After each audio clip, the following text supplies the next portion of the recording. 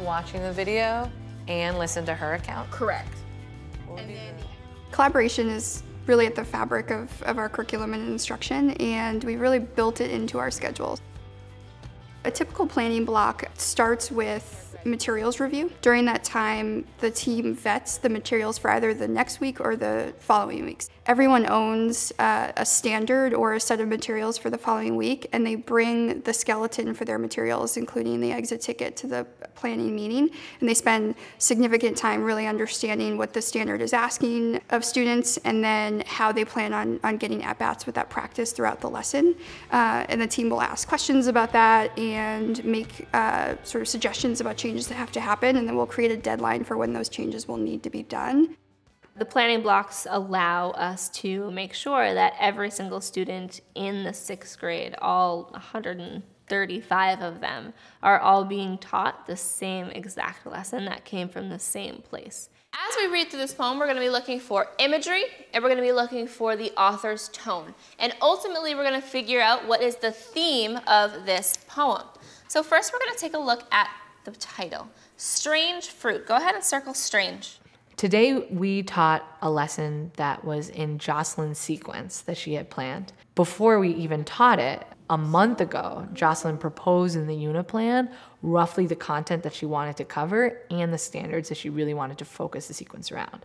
2 weeks ago, she actually brought the exit tickets for those lessons to planning block, so we could talk about if these are the end goals, the kind of questions and tasks students should be able to accomplish at the end of the lesson, what kind of thinking and what kind of questions do they have to ask themselves and show evidence of during class to be able to answer those exit tickets. Absolutely. So the strange fruit must be really important, must be connected to the South. What do we think the strange fruit is? What is the strange fruit is? I want you to tell me what you think it is, and tell me how you know. What kind of figurative language is that? At Up Academy, every week, every department team has at least one half day where they don't teach in order to be able to meet with the rest of the department and talk about what's happened so far, analyze data, look at upcoming lessons, and really norm on what our units are looking like. The 6th grade English team, we have present myself and Anna and Jocelyn, who are both 6th grade English teachers. We also have present 3 co-teachers, who one is an ELL teacher and 2 are special ed teachers. So the 6 of us come together to be able to look both long-term and short-term at what's developing in 6th grade English. So in order to do that structurally, we do have a longer school day. In addition, our encore teachers, music, art, and gym, those teachers teach the students that would be in class but are out of class because those teachers are in their planning block. To develop that planning block and make it effective, one of the most important things we do is identify a teacher leader within that department who really owns the planning and facilitation process.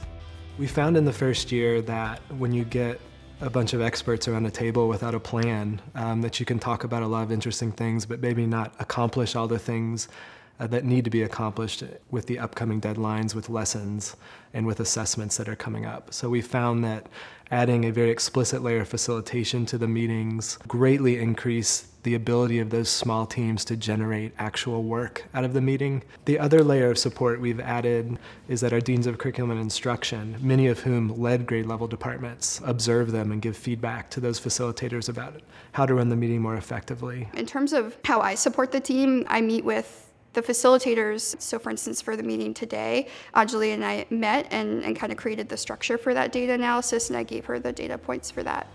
It's got to be a product-based meeting, not a talk-based meeting. So everyone should walk out with a set of deliverable materials or unit plans or action plans. And that's how you have to judge the usefulness of the time, not how well the discussion goes, but what things are made because of the discussion. The big goal today, then, was to be able to start by having a high-level, long-term plan for our new unit, look at lessons that are upcoming in a sequence 2 weeks ahead, and then the next thing that we did was we did data analysis for exit tickets from the last week. We had all agreed to take a really deep dive look at Monday morning's exit tickets to see where students had struggled and where students had succeeded. After looking at the data, we all came together, and since it was Jocelyn's lesson, I had her lead off. So Jocelyn, why don't you talk about like what you saw? Okay, so mine are right there, but basically what I noticed was question number 1, students were either choosing contempt or disapproving. Yeah. And there's this idea of disapproving is not incorrect, but it's not the best answer. In today's meeting, I came in towards the end of the meeting, and the goal was to look at data based on how each student is performing on the major Common Core standards for 6th grade English and creating targeted tutoring groups. So I was looking at students from my caseload and how they performed on every standard, and then splitting those up into groups, whether they were really low, so scored below 50% proficiency, or they were sort of in that high mid-level, which would be above 50%. If you just select his, then you can see what he's lowest in, and he's lowest in 6.4. So that tells me like, okay, great, he's gonna go in my 6.4 group. Where planning blocks work the best is where a team has the discipline to use the time to kind of have a zoom in and zoom out look at the curriculum, to take some time to look at the minute details of a lesson, but to also step back and look 2 months ahead of time.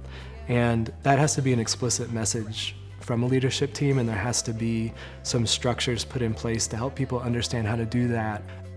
And because we're all going to be teaching the same lessons, we all feel accountable for, and we all feel ownership over every single lesson that we produce. The planning block has had a huge impact on my teaching. I think that it has allowed me to become a better teacher faster because I have other people around me who are showing me what I'm doing well, who are encouraging me when I'm doing well, but at the same time are letting me know, this makes sense here, but it doesn't really make sense here.